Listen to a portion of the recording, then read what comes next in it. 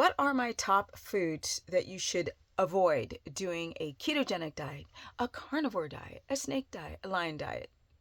What do you avoid? Now, low carb, high fat can get away with a few things because you can still consume starch. And what foods do I recommend to start this whole thing?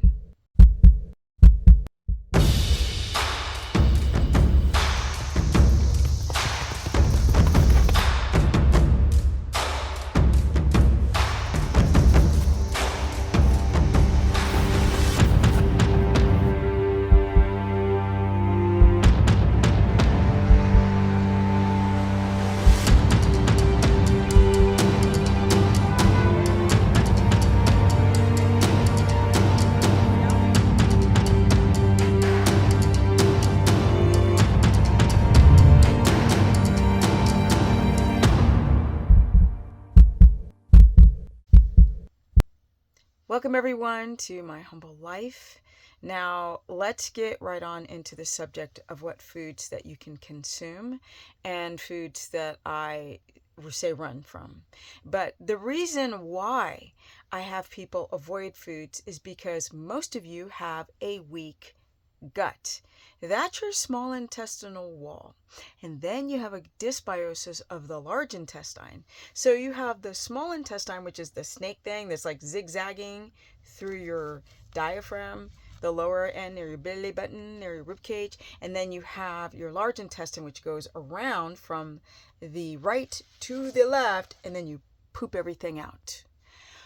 Yeah, y'all develop problems in those two areas, but really it starts with the stomach because you guys develop hypochlorhydria or hyper, which is either too low stomach acid, which is the more prominent, obvious one that people are experiencing, and then you have the too high amount of stomach acid. And you need stomach acid to break down protein. People who think that they can get away from doing like fat bombs and just eating butter before bed, not so much. You need to add a fatty protein like egg yolks or ground beef, easier to digest if you're trying to consume something to balance your blood sugar an hour before you go to bed, because some of you guys have such incredible dysglycemia. That's a whole nother subject. But yes, the fattier the protein, like the pork bellies, the 80-20 ground beef, or your thymus. These are incredibly fatty meats, or egg yolks would be best if you need something fatty, but you need the protein to keep the stomach acid, because that's the first, well, that's the second technically step of digestion. The first is amylase in the saliva, but let's keep going. If you guys have hypochlorhydria and low stomach acid, you will notice that you feel full when you're eating certain foods. You feel bloated and the stomach looks like you're pregnant. But what foods kind of help mitigate that physical horrible nastiness? Basically, the foods, we'll start with the foods that are bad, which would be bacon, cheese, nuts for those who are doing a keto diet, your sausage and sandwich meats and leftovers that have been in the refrigerator more than a day.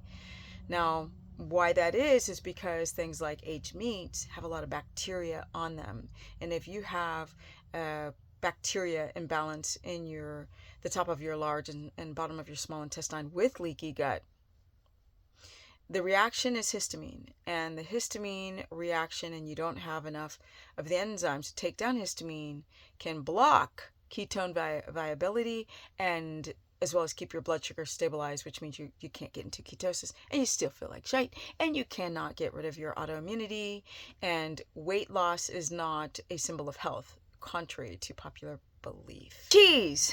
Why no cheese? Because cheese is dominant in the protein called casein. And casein, unfortunately, it's a mimicker of wheat gluten. The body thinks it is a creature swamp coming to do some harm.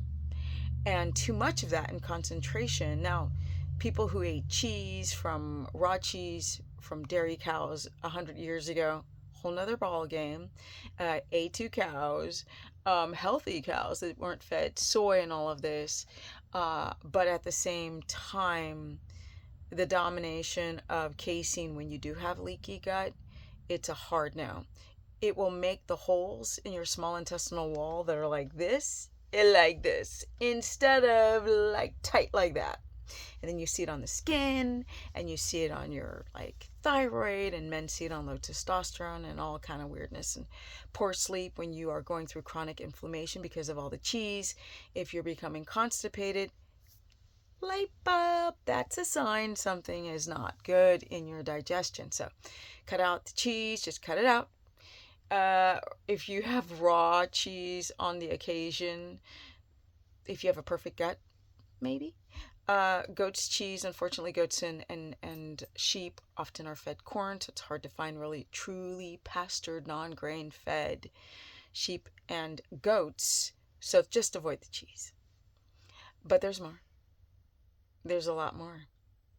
Like I said, there's the bacon and the sausage and the salami because of all the bacteria. And then often they go to like Sam's Club and Costco and get sodium nitrate bacon. No, my people. I got my mom's dog right below my feet, so let's keep going. Now, for those who have histamine intolerance, which means histamine means that you have like allergy symptoms, and that comes from a fracked up gut, toxic body. If you want to fix that broken mechanism of your body not being able to get rid of the inflammation, then you got to start with what food you eat. Like, don't eat leftovers like a couple days.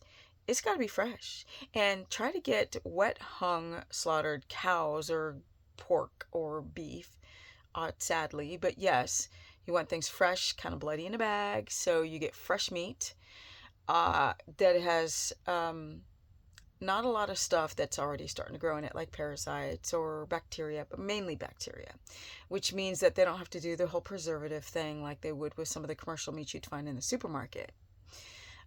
Find your local butcher. I had a woman yesterday in a consultation, and she was just like eating. She's like, "Oh, we have a Sprouts." I'm like, "But you from Wyoming?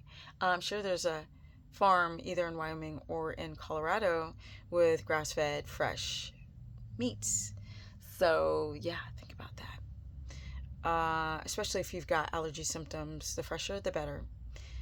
Your Costco grass-fed, your Walmart and Sprouts is just not going to get you there unless you boil the meat, which boiling kind of kills the bacteria all the way around the darn meat because the air fryer's not enough, or the oven, or even pan frying it. It's the boiling. Pressure cooker helps a lot, but boiling, if you got severe histamine intolerance and SIBO and leaky gut, yeah. But there's more. Let's keep going. For those who are like eating pork rinds, that falls in the same category as the aged meats, your beef jerkies, your Spam, your canned foods. Be very careful. Fish, unfortunately, because it's not fresh. A lot of people react to fish. You just have to test. You have to eat it for a couple days or use a glucometer to see if your blood sugar spikes. There's more, though. For those who are doing keto, there's the nut. The nuts, the chocolate, the coconut, my people. Mm-mm. Tomatoes, black pepper, green pepper, the pepper family, the nightshade family. You don't have to do carnivore to get your histamine down, but you have to be very careful what plants you do eat if you have a thyroid problem, because nightshades are not your friend. If you're doing low carb, high fat, nightshades are not your friend. These are your rooted vegetables. Cruciferous vegetables like broccoli, cauliflower, asparagus, cabbage. It's asparagus that is the prebiotic fiber, but if you don't, where's the pencil? Well, I have some scissors here. Here's a pen. If you don't react well to asparagus, you might want to do, like, there's a asparagus little string. You can take just like an inch of it and then start working your way up to the whole one, and then to a couple of asparagus stalks or whatever it's called. I know. But there's more. For those who are doing keto and carnivore and snake diet or keto, the spices. Now, people ask me what kind of spice, and I say salt. You got your Celtic salt in your red men's salt, and there's a few other types of Mexican salts that are really great. But peppers and nightshade, I mean, the garlic and the turmeric and all that, I would just say, got my dog down here. My mom's dog. I'm taking care of my mom's dog. It's blind. It's deaf. The woman taking care of my mom's dog doesn't want to take care of it anymore. Let me grab this dog here. Come here, sweetie. Come here. Come here. Okay. We got the old lady dog. Okay. We got the old lady dog. It's got no teeth. It's got allergies. And it's got halitosis. So we're working on all of that right now. But it is 17 years old. And yeah, the woman's like, I am not taking care of that dog anymore. And I was like, crap, I'm fucked. Because I got horses. And I got a puppy that's a lab. And this little guy can't see, he can't hear. And he's got arthritis. But he's my mom's dog. And he's still alive, so. Okay, well, let's continue with this. But I take him for a walk. He can still walk. He still walks. And he wags his tail, and he's happy. That makes my mom happy. If you guys don't know, I'm building a little cottage for my mom. I'm going to take my old mom that has no teeth.